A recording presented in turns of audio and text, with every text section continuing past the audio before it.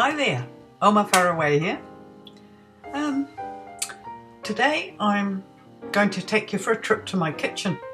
The kitchen's right there, see those tiles?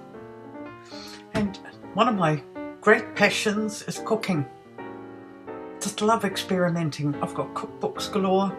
I don't always look at them, I always go online, and I also look on YouTube, and I look on all sorts of foodie sites. I love food programs on TV. And anyway, the other day I just had this kind of yearning for some snacks. And I don't buy chips and stuff like that. I buy the odd peanuts, but you know, we're not really sort of that snacky. But I decided I wanted something hearty, and it was a Sunday and it was a bit work. And so I thought, you know what, I'm going into the kitchen and I'm going to make onion rings. Hello there, this Sunday afternoon, and it's really lovely outside, very crisp, chilly, about 4.5 degrees, but it's lovely inside. And I decided that how about having a nice snack to go with a drink after. So with a wine or a beer, depending on what my husband chooses anyway, or maybe a glass of port, who knows. But yesterday I was having a look at some recipes and things because I'm making up some menu plans, and I came across the beer ring recipe. So I'll put the link below. But anyway, this is I've done what I've seen on the video, and I thought, well, I'll just try them out and see whether it works. So I've had a really good time, and it's a lovely way to spend a chilly but lovely, lazy Sunday afternoon.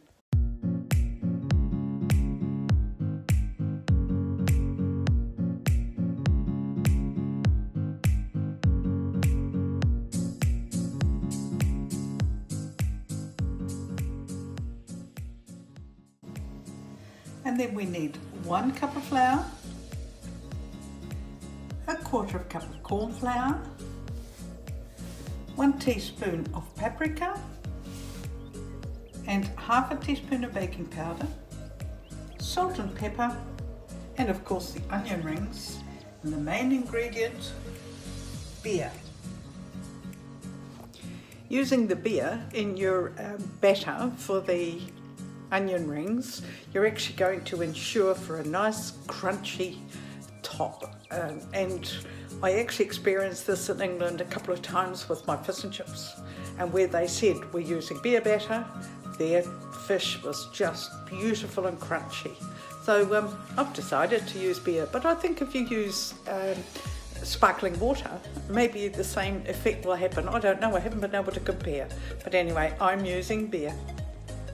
After you've peeled and sliced your onions, whether you use just an ordinary knife or the mandolin, put them in iced water and leave them there for about 20 minutes.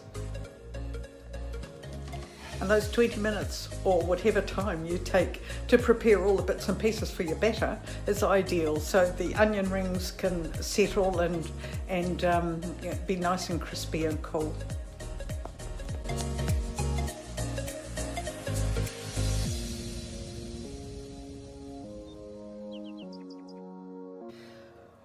When I use a hand mixer in a bowl, I like to put a damp cloth underneath the bowl so it doesn't spin on the bench or counter or on the cutting board as I mix. So it's quite a handy little hint. Just a damp cloth underneath, or a wee sponge.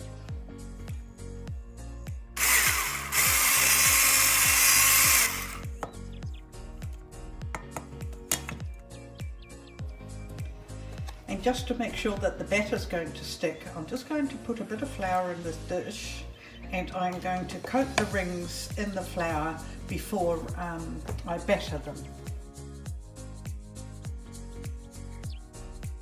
So I just take a few rings out at a time, drop them on the towel. I don't dry them, but I just let them drip a minute, and then off they go into the flour, and from the flour onto the rack.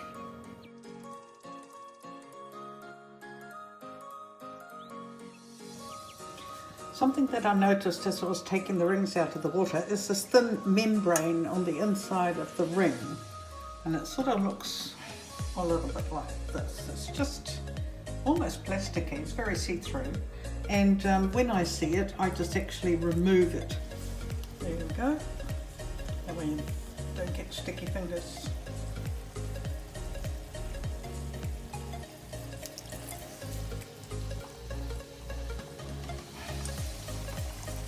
Through the mix, make sure it's well coated. Let it drip and into the pan. I don't have a deep fryer. We don't deep fry stuff much. There it is. Well, here they are. The only danger with this job is that every time a couple come out of the oil, the fryer, then you just want to try and test them. But if you keep doing that, your dish will never fill. They're doing really well. I'm pleased. The batter's looking good. I have had to add, I felt anyway, I've added a wee bit more salt and some curry powder because I felt it just a little tad too bland. Well, that took a little while. That was my first really cooking video. I'm going to have to practice doing those because really my hobby is cooking, and you know, it'd be lovely. I know that some of my grandchildren watch these and I think maybe one day they will make those onion rings. But if you like them, go ahead because they're really worth it. So I'm going to be away for a few days and I'm hoping to gather some more material for some lovely shots. And well, enjoy the onion rings for those of you who are going to make them. Oma Faraway, signing off.